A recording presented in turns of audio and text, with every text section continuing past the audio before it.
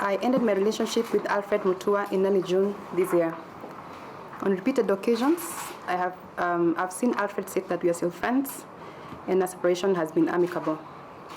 These are Mr. Mutua's usual theatrics and lies, as Alfred and I have not spoken since August 2021.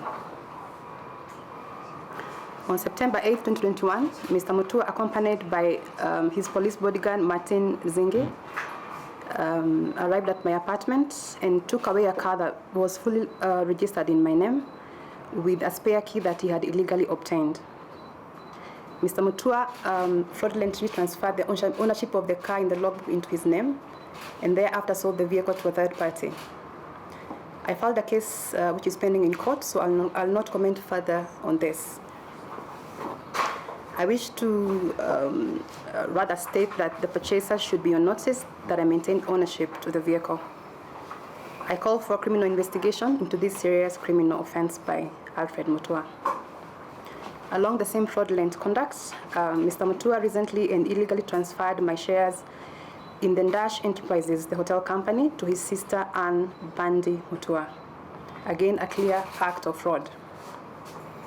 At no point did I execute a transfer of my shares or otherwise transfer my 1,800 shares, that is 45% shareholding the company, to him, let alone his sister. My advocates have managed to trace the transaction documents from the company registry. Both documents have been lodged at the company registries together, effectively defrauding me of 90% of my shareholding in Dash Enterprises, a company I founded in 2014, indeed after my own high school nickname. I was called Rafting Dash in school, so you can ask everybody I went to school with. There's two documents which bear a stamp dated 12th and 13th August 2021 bear what resembles my signature, but not in original form. And clearly the signatures have been electronically superimposed. The transactions by Mr. Mutua are clear and obvious frauds, which he has committed in the false and mistaken belief that he's above the law and will not be held to account for his criminal acts against me. I reported this serious crime to Kilimani Police Station under OB number 48/15/09/2021. Mr. Mutua is reacting to our separation.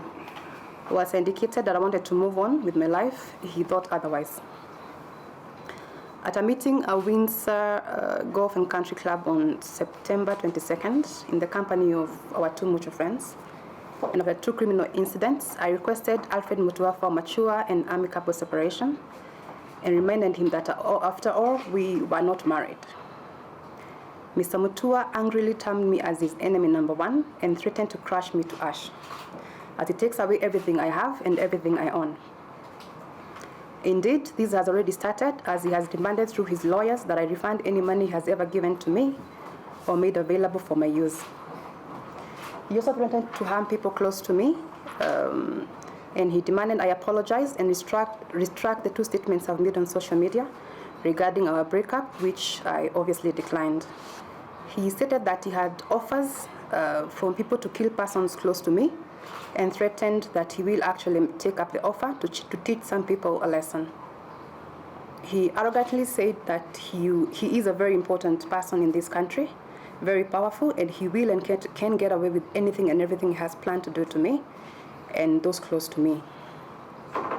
He added that his social media machinery is ready and waiting to finish me. I put that in bold, finish me and my friends completely. On October 7th, 2021, I filed a case in the High Court of Milimani, Nairobi, for a restraining order because I believe my life and those around me are in danger. Mr. Mutua is fighting the restraining order by rubbishing my claims and wants the case transferred to Machakos, where he believes I'll be too scared to step and he's capable of, and I believe he wants to hire goons to bully and harass me when I attend court.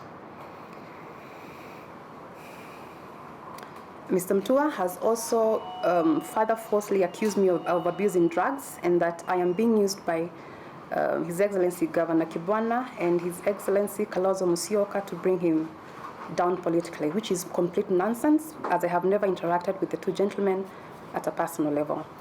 I am publicly requesting Mr. Mutua to immediately return my property, cease threatening my life and of those around me, and stop his arrogance abuse of power, manipulation, and bullying. He needs to get a life and he needs to move on.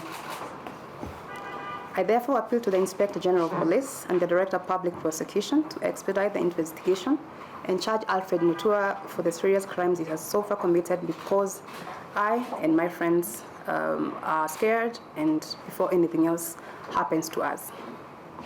Lastly, what I have described amounts to a form of GBV, that's gender-based violence, known as psychological and economic gender-based violence.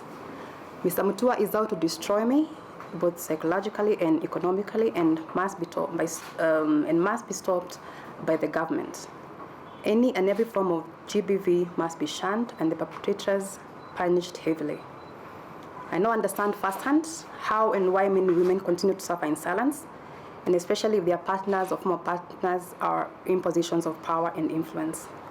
I urge all women to speak up against any form of violence by partners who feel entitled and partners who simply cannot take no for an answer.